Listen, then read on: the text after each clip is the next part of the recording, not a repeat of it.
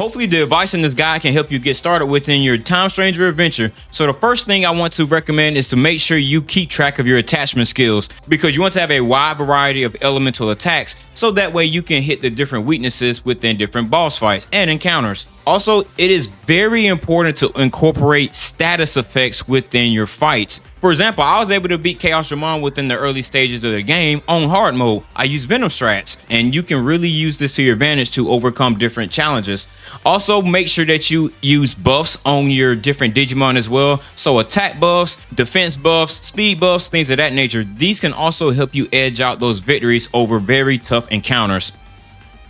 Also, you can one-shot Digimon within the overworld too, as long as your Digimon are strong enough and you have AoE attacks equipped. Because if you use a single target attack, it's going to trigger a battle, but it doesn't hit all of the Digimon that will be within that encounter. Also, the game takes type advantages and disadvantages and weaknesses into account when it does the damage calculations for the overworld attacks.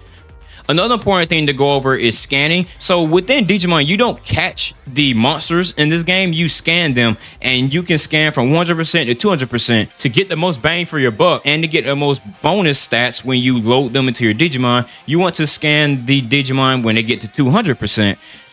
Speaking of min-maxing, you also want to make sure that you can increase your Digimon's talent as soon as possible. So talent determines the individual level caps for your Digimon. The higher the talent, the higher the level cap will be. You can increase your Digimon's talent by evolving and de-digivolving them, loading different Digimon into them. You can also have your Digimon participate in battles, finish off an enemy, strike at an enemy's weak point, win a battle without taking damage, and train them at the farm to all help increase your Digimon's talent. Another important aspect to cover are bonds. So bonds determine how many times you can carry over bonus stats from your Digimon. The higher the bond, the more amount of times that you will be able to carry over bonus stats. And this maxes out at 100. Some ways you can increase your Digimon's bond is to have them participate in battles. You can talk to them, and also you can feed the Digimon while at the Digifarm. During your journey, make sure to explore different Digivolution paths, because this will unlock different attachment skills that you can use throughout your journey. And speaking of which, you also want to make sure you have a constant rotation of Digivolving and de-Digivolving your Digimon, because that allows you to carry over bonus stats and to make them even stronger as they level up.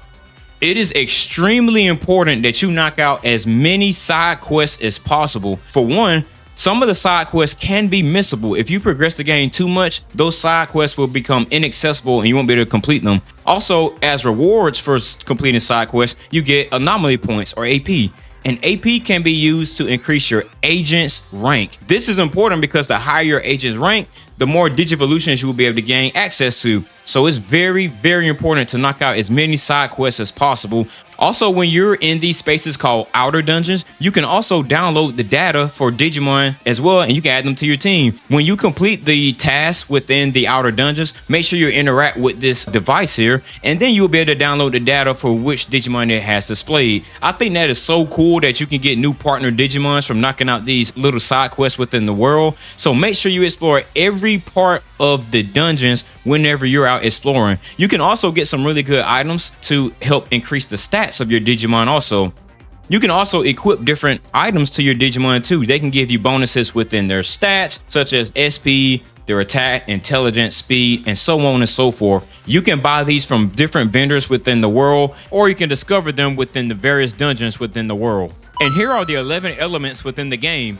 You can also scan Digimon within a fight so you can see which elements and which types they have advantages and disadvantages against. You can use this to plan your different strategies so you can get the best bang for your buck within different fights.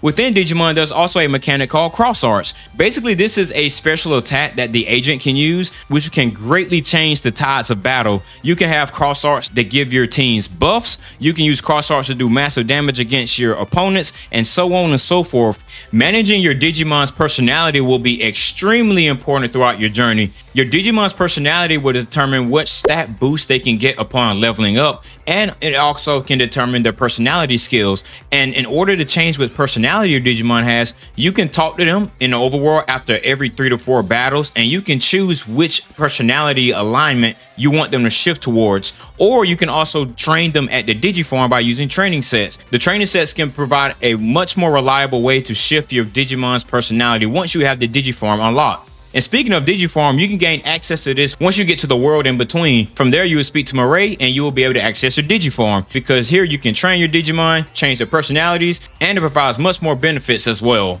There are lots of mechanics to explore within Digimon Time Strangers. I also might be live streaming by the time you're watching this video, so swing by and say what's up. Also, I want to give a huge shout out to our channel members, Bright Soldier, JT Solid, Boss Kyogre, Crossfire, Cyrus GG, Sir Dreboy, Plucky LeDuck, Stroke of Genius, Nogs Nation, Denive, That Dane Fenrir, Sincarian, Dante Blue, Mugen Cat, Rusty, Tardog 1525, Evolve, Dirt Mover, and Hollow Gents. I really appreciate the support, everyone. And if you want cool ass shout outs just like this one, then hit the link in the pinned comment and description to become a member today. Or you can also subscribe on Twitch and or Kick to become a member as well. And I'll see you all in the next one.